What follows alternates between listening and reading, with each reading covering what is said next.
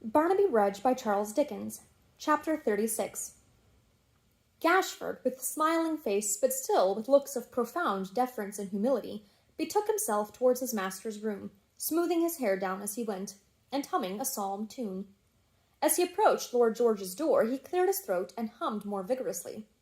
There was a remarkable contrast between this man's occupation at the moment and the expression of his countenance, which was singularly repulsive and malicious. His beetling brow almost obscured his eyes. His lip was curled contemptuously. His very shoulders seemed to sneer in stealthy whisperings with his great flapped ears.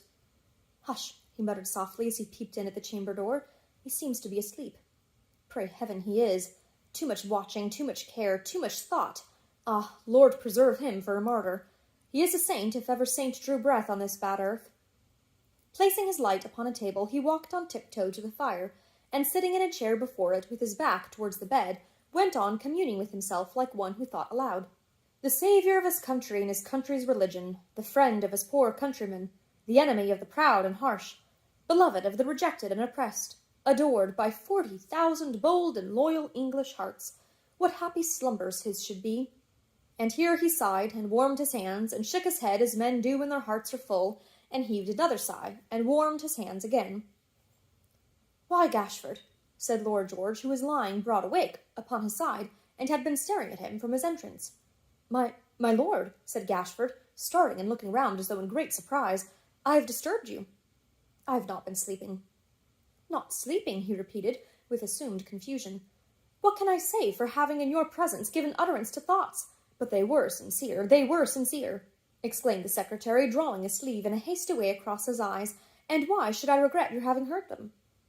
"Gashford," said the poor lord, stretching out his hand with manifest emotion, "do not regret it.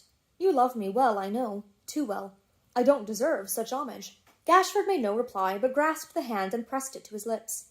Then rising, and taking from the trunk a little desk, he placed it on a table near the fire, unlocked it with a key he carried in his pocket, sat down before it, took out a pen, and, before dipping it in the inkstand, sucked it, to compose the fashion of his mouth, perhaps, on which a smile was hovering yet. "How do our numbers stand since last enrolling night?" inquired Lord George. "Are we really 40,000 strong, or do we still speak in round numbers when we take the association at that amount?" "Our total now exceeds that number by 103, Gashford replied, casting his eyes upon his papers. "The funds?" "Not very improving, but there is some manna in the wilderness, my lord. Hem! On Friday night the widow's mites dropped in. 40 scavengers, 3 and 4pence. An aged pew-owner of St. Martin's parish, 6pence. A bell-ringer of the established church, 6pence. A Protestant infant, newly born, 1 halfpenny. The United Link boys, 3 shillings, 1 bad. The anti-popish prisoners in Newgate, 5 and 4pence. A friend in Bedlam, half a crown. Dennis the hangman, 1 shilling. That Dennis, said his lordship, is an earnest man. I marked him in the crowd in Welbeck Street last Friday. A good man, rejoined the secretary. A staunch, sincere, and truly zealous man. He should be encouraged, said Lord George. Make a note of Dennis. I'll talk with him. Gashford obeyed and went on reading from his list. The Friends of Reason, half a guinea. The Friends of Liberty, half a guinea. The Friends of Peace, half a guinea. The Friends of Charity, half a guinea. The Friends of Mercy, half a guinea. The Associated Rememberers of Bloody Mary, half a guinea. The United Bulldogs, half a guinea. The United Bulldogs, said Lord George, biting his nails most horribly, are a new society, are they not? Formerly the Prentice Knights, my lord. The indentures of the old members expiring by degrees, they changed their name, it seems, though they still have prentices among them, as well as workmen. What is their president's name? Inquired Lord George. President, said Gashford, reading, Mr. Simon Tappertit. I remember him. The little man who sometimes brings an elderly sister to our meetings, and sometimes another female too, who is conscientious, I have no doubt, but not well favoured. The very same, my lord. Tappertit is an earnest man, said Lord George thoughtfully. Eh, Gashford? One of the foremost among them all, my lord. He snuffs the battle from afar like the war-horse. He throws his hat up in the street as if he were inspired, and makes most stirring speeches from the shoulders of his friends. Make a note of Tappertit, said Lord George Gordon. We may advance him to a place of trust. That, rejoined the secretary, doing as he was told, is all, except Mrs. Varden's box, 14th time of opening, 7 shillings and 6pence in silver and copper, and half a guinea in gold, and Miggs, being the saving of a quarter's wages, 1 and 3pence. Miggs, said Lord George, is that a man? The name is entered on the list as a woman, replied the secretary. I think she is the tall, spare female of whom you spoke just now, my lord, as not being well favoured, who sometimes comes to hear the speeches, along with Tappertit and Mrs. Varden. Mrs. Varden is the elderly lady, then, is she? The secretary nodded and rubbed the bridge of his nose with the feather of his pen. She is a zealous sister, said Lord George. Her collection goes on prosperously and is pursued with fervour. Has her husband joined? A malignant, returned the secretary, folding up his papers. Unworthy such a wife. He remains in outer darkness and steadily refuses. The consequences be upon his own head. Gashford. My lord? You don't think, he turned restlessly in his bed as he spoke, these people will desert me when the hour arrives? I have spoken boldly for them, ventured much, suppressed nothing. They'll not fall off, will they? No fear of that, my lord, said Gashford with a meaning look, which was rather the involuntary expression of his own thoughts than intended as any confirmation of his words, for the other's face was turned away. Be sure there is no fear of that. Nor, he said with a more restless motion than before, of their...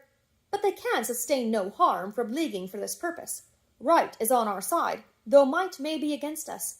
You feel as sure of that as I. Honestly, you do. The secretary was beginning with, You do not doubt, when the other interrupted him and impatiently rejoined, Doubt? No, who says I doubt? If I doubted, should I cast away relatives, friends, everything for this unhappy country's sake? This unhappy country? He cried, springing up in bed after repeating the phrase unhappy country's sake to himself at least a dozen times. Forsaken of God and man, delivered over to a dangerous confederacy of popish powers, the power of corruption, idolatry, and despotism. Who says I doubt? Am I called, and chosen, and faithful? Tell me, am I or am I not? To God, the country, and yourself, cried Gashford. I am. I will be. I say again, I will be, to the block. Who says as much? Do you? Does any man alive? The secretary drooped his head with an expression of perfect acquiescence in anything that had been said or might be, and Lord George, gradually sinking down upon his pillow, fell asleep. Although there was something very ludicrous in his vehement manner, taken in conjunction with his meagre aspect and ungraceful presence, it would scarcely have provoked a smile in any man of kindly feeling, or even if it had, he would have felt sorry and almost angry with himself next moment for yielding to the impulse. This lord was sincere in his violence and in his wavering. A nature prone to false enthusiasm and the vanity of being a leader were the worst qualities apparent in his composition. All the rest was weakness, sheer weakness. And it is the unhappy lot of thoroughly weak men that their very sympathies, affections, confidences, all the qualities which in better constituted minds are virtues, dwindle into foibles, or turn into downright vices. Gashford, with many a sly look towards the bed, sat chuckling at his master's folly, until his deep and heavy breathing warned him that he might retire. Locking his desk and replacing it within the trunk, but not before he had taken from a secret lining 2 printed handbills, he cautiously withdrew, looking back as he went at the pale face of the slumbering man, above whose head the dusty plumes that crowned the maypole couch waved dreamily and sadly as though it were a bier. Stopping on the staircase to listen that all was quiet, and to take off his shoes lest his footsteps should alarm any light sleeper who might be near at hand, he descended to the ground floor and thrust one of his bills beneath the great door of the house. That done, he crept softly back to his own chamber, and from the window let another fall, carefully wrapped round a stone to save it from the wind, into the yard below. They were addressed on the back, to every Protestant into whose hands this shall come, and bore within what follows. Men and brethren, whoever shall find this letter will take it as a warning to join without delay the friends of Lord George Gordon. There are great events at hand, and the times are dangerous and troubled. Read this carefully, keep it clean, and drop it somewhere else. For king and country, union. More seed, said Gashford as he closed the window. When will the harvest come?